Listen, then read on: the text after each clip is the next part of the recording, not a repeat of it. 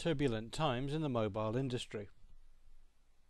Most of the time, technology is the driving force in the mobile phone industry.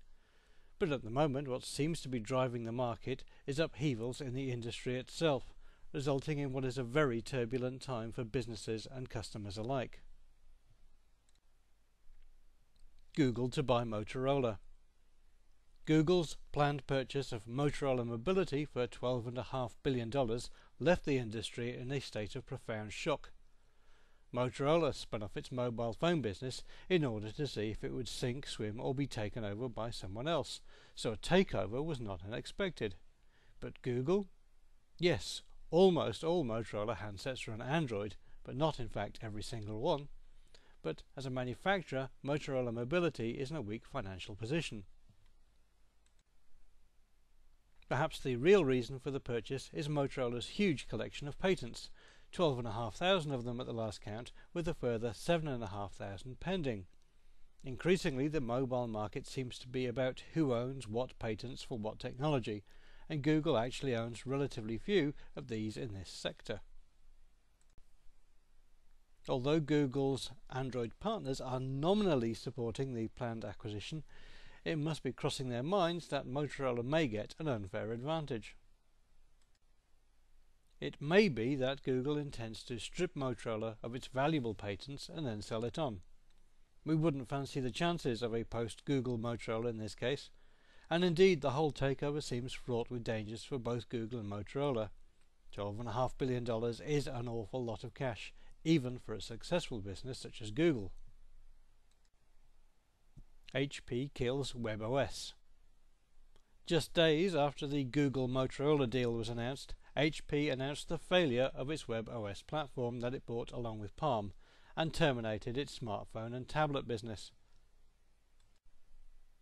Sales of WebOS devices, especially the touchpad, have been pretty miserable, despite HP's enormous resources and a large advertising campaign in the US. If a company the size of HP couldn't turn around Palm and WebOS, then you might assume that it was impossible to save that platform. But HP has a very poor record in the mobile handset business.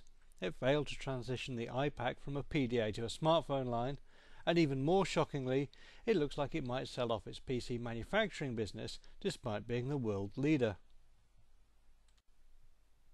Although WebOS was a pretty decent OS, it really didn't add much to a maturing smartphone market. It might pop up again in embedded systems, but the demise of this platform is not surprising, although still rather sad. Ironically, HP touchpads have now sold out since retailers in the US and UK dumped their stock at as little as $99 and £89 respectively, and HP are now dumping stocks of the Prey 3 in Europe as well. So a lot of people will experience just how good WebOS is now that it's gone. Perhaps the main worry is that if a company like HP couldn't successfully run a business like Palm, can Google succeed with Motorola? Apple versus everyone. Apple didn't invent the touchscreen smartphone or the tablet computer, but its patent lawyers seem to think differently. Over recent years, Apple has sued just about every competitor over alleged patent infringements. Many of these companies have countersued Apple for similar patent infringements, and some, such as Nokia, have settled complex lawsuits. For now, that is. Although these patent lawsuits are not new, Apple seems to have upped the stakes with a determined effort to drive some of its competitors out of several key markets. Samsung, one of Apple's biggest competitors, has come under fire in courts in Germany and the Netherlands in a move that appears to be an effort to stop sales of virtually all Samsung smartphones and tablets. But who supplies Apple with displays and processors for the iPad? That's right, Samsung. Motorola and HTC have also come under attack from Apple, who are targeting Android manufacturers. In our view, there is something seriously wrong when a company such as Apple seems to be determined to use lawsuits over questionable patents to drive competitors out of the market. It's no surprise then that Google have moved to strengthen their patent portfolio, and this endless round of court cases looks to get even nastier as a result. Oracle versus Google. You might not have heard of Oracle, a company that sells no consumer products or devices and that basically relies on selling database systems to corporate customers. But Oracle has filed a major lawsuit against Google over alleged patent violations in their Java platform. Oracle are not an innovative company in the traditional sense, but they are cash rich, and they used some of that cash to buy Sun Microsystems, a company that was innovative until Oracle bought it. Now Oracle seems to be more interested in squeezing Sun's patent portfolio and are asking for up to $6 billion from Google. If Google loses the lawsuit and Oracle get their way, then Android will either have to be rewritten or it will no longer be free, damaging the Android platform in the market. It's likely that Oracle's real aim is to damage Google by damaging Android, because Oracle doesn't compete in that market, but Oracle and Google do compete elsewhere.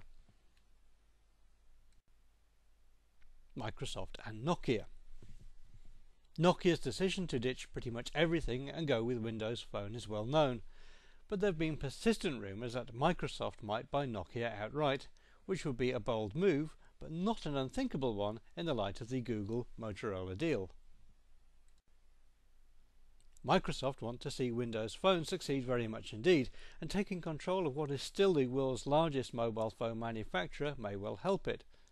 But there are several reasons why this might be a bad move. Firstly, Microsoft will keep other partners happy if it remains neutral, unlike Google with the takeover of Motorola. Secondly, Nokia needs Windows Phone to succeed to survive, so Nokia are motivated to pull out all the stops in any case.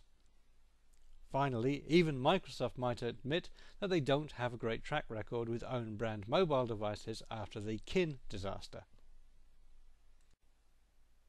Indeed, Nokia is so desperate to succeed with their upcoming Windows device that the forthcoming MeeGo-based Nokia N9 isn't even going to be sold in most major markets, presumably so as not to damage sales. Still, a takeover is a tantalising possibility for Nokia stockholders, and one that would have been completely unthinkable 12 months ago. RIM. Research in Motion, better known as RIM, who make BlackBerry smartphones, are also at a crossroads. Sales in the US are falling fast in the face of the iPhone and Android opposition, although in Europe sales are still looking good. But at the heart of RIM is a chronic lack of innovation stretching back several years, and a stubborn fixation with a platform that is losing appeal for both consumers and developers. Apart from corporate customers who remain wedded to this platform, it looks like RIM's star appeal is fading fast. RIM have a solution to this. Their new BlackBerry Tablet OS, found on the playbook, looks like a stronger long-term platform, and it's based on the tried and tested QNX operating system. But as HP found out, trying to sell a new operating system into the existing market is very tough indeed. If RIM is to have a future at all, then it needs to avoid the mistakes that Nokia made, and it needs to be more change agile in the future. LG. LG Electronics is a huge company that encompasses many business activities, but recently it's struggled to make a profit, while the mobile handset division has been losing money. To their credit, LG have pushed hard to innovate in the mobile phone market with dual-core processors and advanced display technologies, but they seem to have a problem with reliability, and sales are well short of arch-rival Samsung. LG doesn't need the mobile phone business to survive, so unless it shapes up soon, there is the possibility that the parent company may shut it down. Conglomerates such as Siemens, NEC and Toshiba are some examples of companies that have quit the mobile phone industry in the past, so it's certainly not impossible. After the storm. These are indeed turbulent times for the industry. There's a good chance that we've only seen the beginning of industry consolidations and legal battles.